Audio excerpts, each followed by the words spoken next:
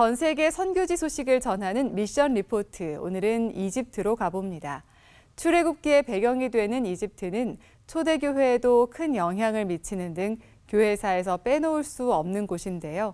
이슬람화된 후에도 핍박과 박해 속에 콥트 교회의 전통을 지켜오고 있습니다. 보안상의 이유로 가명을 사용한 SCTS 애굽 선교센터의 황모세 선교사가 이집트의 소식을 전해드립니다.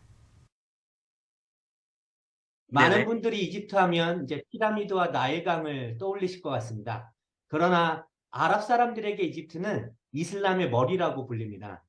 대부분 이슬람의 종주국으로 메카가 있는 사우디아라비아를 떠올리실 텐데요. 사우디아라비아는 아랍 사람들에게 이슬람의 심장으로 여겨지지만 이슬람 신학에 있어서 중요한 역할을 하는 이집트는 이슬람의 머리라고 부르고 있습니다. 예를 들면요, 이집트에는 알-아자르라는 이슬람에서 가장 오랜 대학교들 중에 하나이고 가장 규모가 큰 대학이 AD 970년에 카이로에 설립이 되었는데요. 학교 통계에 따르면 200만 명의 무슬림 학생들이 수학하고 있다고 합니다. 이 대학교 산하에 4,000개의 교육기관이 있기 때문에 가능합니다. 알-아자르 대학의 부속 초등학교가 이집트 전역에 있는데 거기에 다니는 초등학생 숫자만 120만 명이 넘는다고 합니다. 사실상 이슬람 대학교라고 하기보단 이슬람 교육부라고 해야 더 어울리지 않을까 싶은데요.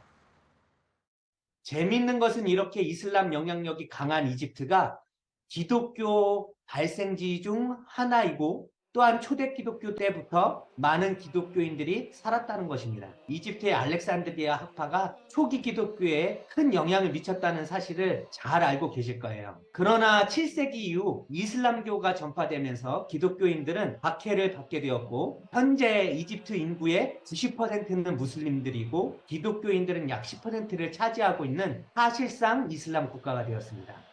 이집트는 민주공화정 체제를 가졌지만 포교 활동이 금지되어 있습니다.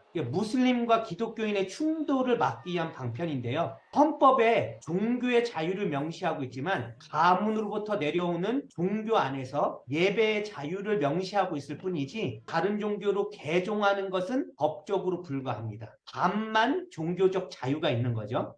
이집트에서 기독교인은 소수로 간접적인 박해에 놓여 있다고 할 수 있습니다. 회사나 학교 공공기관에서 다수를 차지하고 있는 무슬림들과 다른 문화로 살아가는 기독교인들은 차별을 받을 수밖에 없는 것이지요.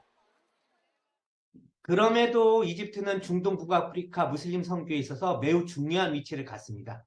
왜 그러냐면 이집트 전체 인구가 2022년 기준으로 1억 200만 명인데 그 중에 10%가 기독교인이라고 하니까 1,000만 명이 넘는 기독교 인구가 있는 것이죠. 아랍 22개국 중 이슬람과 기독교가 공존하고 있는 나라가 7개 나라가 있는데요. 가장 큰 기독교 인구를 가지고 있는 나라가 바로 이집트입니다. 즉 아랍 국가 중 가장 큰 선교의 동력, 교회 공동체를 가지고 있는 나라가 이집트라는 것이죠. 저희 SCTS 애굽 선교센터는 협력 사역을 기반으로 하고 있습니다. 이제는 미개척 지역에 복음을 증거하던 선교사 중심의 선교 시대에서 지역교회 선교의 시대로 접어들었다라고 많이 말씀하시는데 아랍 지역의 큰 선교 자원이 되는 이집트 교회를 도와서 아랍 현지 교회가 중동 아랍 지역에 무슬림을 선교할 수 있도록 하는 전략을 가지고 저희는 사역을 하고 있습니다. 특별히 이제 현지 교회 목사들이 예전에는 많이 두려워했어요. 1950년대서부터 이슬람 근본주의 운동이 시작되거든요. 무슬림들이 기독교인하고 부딪히는 경우가 더 많았어요. 테러도 많이 일어나고 교회도 더 많이 핍박하고 했는데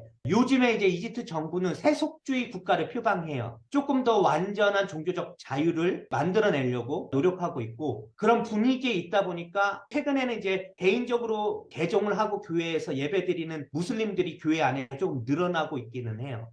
무엇보다도 가장 큰 이슈는 다음 세대에 관한 문제라고 할 수 있습니다. 한국은 인구가 줄고 젊은이들의 숫자가 줄어서 문제인데 이집트는 정반대예요. 5년 사이에 1,000만 명의 인구가 늘었습니다. 그러니까 어마어마한 인구 증가율을 가지고 있는 것이죠. 빠른 인구 증가로 인해 여러 가지 사회적 문제, 경제적 문제, 교육의 문제, 사회복지 문제 등이 나타나고 있고요. 현재 젊은이들 사이에서 무신론이 유행하고 있는데 기독 청년들 사이에서도 이렇게 무신론을 선언하는 게 유행이라는 것이 문제입니다. 그래서 사회적 변화를 경험하고 있는 젊은이들에게 어떠한 세계관이 심겨지느냐에 따라 이집트의 미래의 방향이 결정된다라고 볼 수 있습니다. 이집트의 koptik 기독교인들이 참 기독교인으로서의 역할을 감당할 수 있도록 이집트 내에 복음을 증거할 뿐만 아니라 중동, 북아프리카, 아랍 지역의 복음을 전파하는 나라가 될 수 있도록 위해서 기도해 주셨으면 좋겠고요. 또한 현지 교회들이 선교하는 교회로 세워질 수 있도록 사회적 핍박, 정부로부터의 핍박을 두려워하지 않고 복음을 증거하는 빛과 소금의 역할을 감당하는 현지 교회가 될 수 있도록 위해서 기도해 주셨으면 좋겠고, 세 번째로는 젊은 세대의 좋은 목회자들이 세워지도록. 이집트의 문제 중에 또 하나가 뭐냐면 올드 제네레이션과 영 제네레이션 사이에 갭이 크다는 거예요. 젊은 청년들이 교회에 적응을 잘 못하고 있습니다. 그래서 젊은 목회자들이 이집트에 좀 세워져야 되고 새벽 이슬 같은 주의 청년들이 이집트 교회 내에서 많이 일어날 수 있도록 기도해 주셨으면 좋겠습니다. 네, 이상 이집트에서 황모세 선교사였습니다.